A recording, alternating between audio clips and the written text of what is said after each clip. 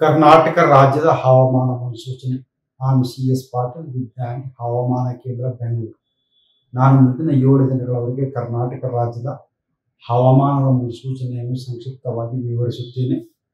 ಇಂದು ಕರಾವಳಿ ಜಿಲ್ಲೆಗಳಲ್ಲಿ ವ್ಯಾಪಕವಾಗಿ, ದಕ್ಷಿಣ ಒಳನಾಡಿನ ಜಿಲ್ಲೆಗಳಲ್ಲಿ ಹಲವು ಕಡೆ, ಉತ್ತರ ಒಳನಾಡಿನ ಜಿಲ್ಲೆಗಳಲ್ಲಿ ಕೆಲವು ಕಡೆ ಮಾತ್ರ ಮಳೆಯಾಗಿದೆ.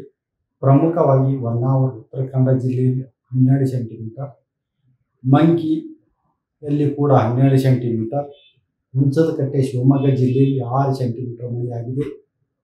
ಈಗಿರುವ ಹವಾಮಾನದ ಸಿನಾಪ್ಟಿಕ್ ಸ್ಥಿತಿ ಏನೆಂದರೆ, ಬಂಗಾಳ ಉಪಸಾಗರದ ಆಂಧ್ರ ಪ್ರದೇಶದ ಕರಾವಳಿ ತೀರದಲ್ಲಿ ಸರ್ಕ್ಯುಲೇಷನ್ 1.5 ಮತ್ತು 5.8 ಕಿಲೋಮೀಟರ್ ಎತ್ತರದವರೆಗೆ ಇದೆ. ಅಕ್ಟೋಬರ್ 1ರಂದು ಬಂಗಾಳ ಉಪಸಾಗರದಲ್ಲಿ ವಾಯುಭಾರ ಕುಸಿತವಾಗುವ ಹೆಚ್ಚಿನ ಸಾಧ್ಯತೆ ಇದೆ. ಇದರ ಪ್ರಭಾವದಿಂದ ಕರಾವಳಿ ಜಿಲ್ಲೆಗಳಲ್ಲಿ ಸೆಪ್ಟೆಂಬರ್ 29ರಿಂದ ಅಕ್ಟೋಬರ್ 5ರವರೆಗೆ ವ್ಯಾಪಕವಾಗಿ ಮಳೆಯಾಗುವ ಹೆಚ್ಚಿನ ಸಾಧ್ಯತೆ ಇದೆ.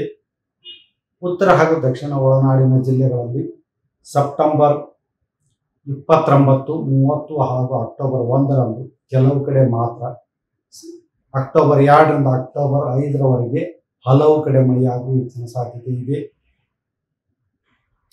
ಬೆಂಗಳೂರಿನಲ್ಲಿ ಸೆಪ್ಟೆಂಬರ್ 29ರಿಂದ ಅಕ್ಟೋಬರ್ 5ರವರೆಗೆ ಕೆಲವು ಕಡೆ ಹಗುರದಿಂದ ಸಾಧಾರಣವಾಗಿ ಮಳೆಯಾಗುವ ಹೆಚ್ಚಿನ ಸಾಧ್ಯತೆ ಇದೆ. ತುಂಬಾ ದಪ್ಪ ಇದ್ದೀರಾ, ಅದರಲ್ಲೂ ಯಾವುದೇ ಸೈಡ್ ಎಫೆಕ್ಟ್ ಇಂದ ಸಣ್ಣ ಆಗ್ಬೇಕಾ? ಎಷ್ಟೋ ಜನ ಹೇಳ್ತಾ ಇದ್ರಿ, ಸರ್ ನಾನು ಜಿಮ್ಗೆ ಹೋಗ್ತಾ ಇದ್ದೀನಿ ಆದ್ರೂ ಸಣ್ಣ ಆಗ್ತಾ ಇಲ್ಲ ಸರ್, ವರ್ಕೌಟ್ ಮಾಡ್ತಾ ಇದ್ದೀನಿ ಆದ್ರೂ ಸಣ್ಣ ಆಗ್ತಾ ಇಲ್ಲ ಅಂತ ಹೇಳ್ತಾ ಇದ್ರಲ್ಲ. 100% ಯಾವ ಜಿಮ್ಗೂ ಹೋಗ್ದಂಗೆ ವರ್ಕೌಟು ಮಾಡ್ದಂಗೆ ನೀವು ಸಣ್ಣ ಆಗ್ಬೋದು. ಪ್ರತಿದಿನ ಬೆಳಿಗ್ಗೆ ಸಂಜೆ 2 ಟೈಮ್ ನಮ್ಮ ಜೀನಿ ಸ್ಲಿಮ್ ನ ಯೂಸ್ ಮಾಡಿ ಯಾವುದೇ ಸೈಡ್ ಎಫೆಕ್ಟ್ ಇಲ್ದಂಗೆ ನೀವು ಸಣ್ಣ ಆಗ್ತೀರಾ. ಯಾಕೆಂದ್ರೆ ಜೀನಿ ಸ್ಲಿಮ್ ಒಂದು ಉತ್ತಮ ಆಹಾರ.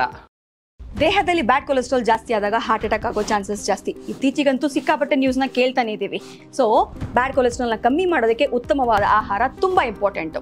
ಜೀನಿ ಸ್ಲಿಮ್ ಯೂಸ್ ಮಾಡಿ. ಕರೆಕ್ಟ್, ಜೀನಿ ಸ್ಲಿಮ್ನಲ್ಲಿರುವಂತಹ ಎಷ್ಟೋ ಆಹಾರ ಧಾನ್ಯಗಳು ಕೊಲೆಸ್ಟ್ರಾಲ್ ಲೆವೆಲ್ನ ಕಮ್ಮಿ ಮಾಡೋದಕ್ಕೆ ಹೆಲ್ಪ್ಫುಲ್ ಆಗುತ್ತೆ. ಸೊ ಹೆಲ್ದಿ ಆಗಿರಿ, ಜೀನಿ ಸ್ಲಿಮ್ನ ಯೂಸ್ ಮಾಡಿ.